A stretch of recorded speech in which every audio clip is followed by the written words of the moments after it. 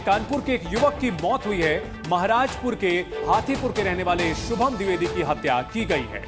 आतंकियों ने सिर में सटाकर गोली मारी। 2 महीने पहले ही शुभम की शादी हुई थी।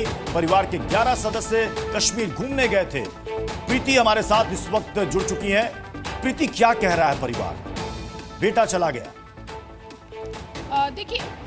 देखिए इस समय मैं शुभम के परिवार के साथ में मौजूद हूँ और इस समय मैं आपको यहाँ की तस्वीरें दिखाऊं। कहा यह जाता है कि आतंक का कोई चेहरा नहीं होता, कोई धर्म नहीं होता, लेकिन यहाँ पर चेहरा भी था और धर्म भी था। और यहाँ पर आप देख पा रहे होंगे ये शुभम के घर वाले हैं, उनकी जो चाची है वो यहाँ पर मौजूद हो। कुल 11 लोग जो है वो परिवार के कश्मीर वहाँ पर पहुँचे हुए थे और उसके बाद उनके बेटे को सरेआम उनको गोली मार दी जाती है। आप सोच सकते होंगे, आप समझ पा रहे होंगे कि इस परिवार का क्या हाल है। रो रो कर बुरा हाल है। घर की जो लेडीज हैं वो यहाँ पे बैठी हैं, उनसे बात कर लेते हैं। ये बताइए आप कौन है? उनकी चाची है।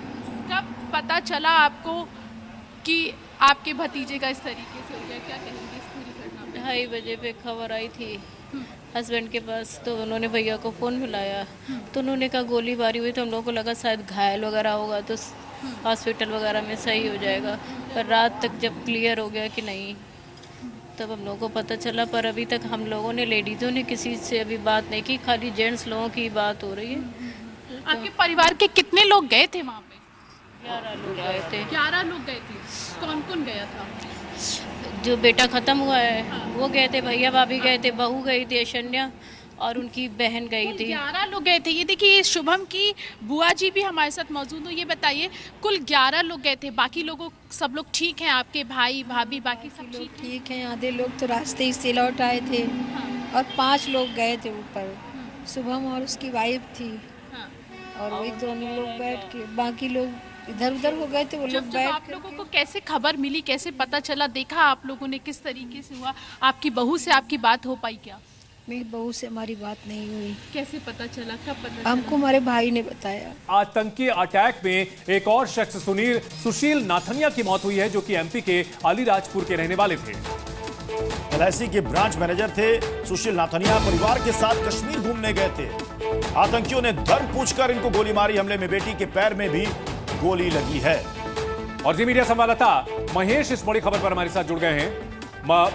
जी मीडिया संवाददाता मुकेश हमारे साथ जुड़ गए हैं। मुकेश, क्या वहां पर स्थिति है फिलहाल? आप बताएं कि परिवार वाले क्या, उनके लिए ये कितना मुश्किल है कि जो शख्स घूमने के लिए परिवार के साथ गया था अब वो कभी नहीं लौटेगा?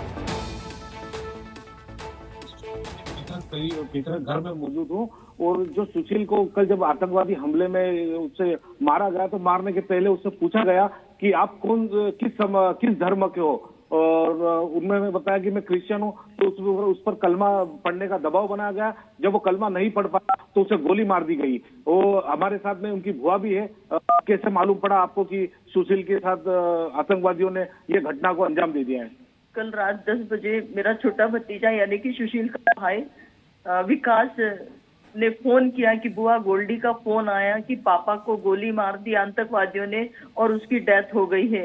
ऐसी सूचना सुशील के बेटे ने विकास को दी और विकास ने मुझे ऐसा बताया गया। और फिर मैंने मेरे अन्य भाई बहन को फोन करके बताया कि सुशील अब हमारे बीच में नहीं रहा और आतंकवादियों ने उसको गोली मारी और वो उसकी डेथ हो गई। कौन कौन लोग घूमने गए थे उनके साथ में? उनकी पत्नी, उनकी बेटी और उनका बेटा। ये परिवार के 4 लोग थे और ये घूमने गए हुए थे। परिवार वाले के लोगों से आपकी बातचीत कुछ हो पाई है?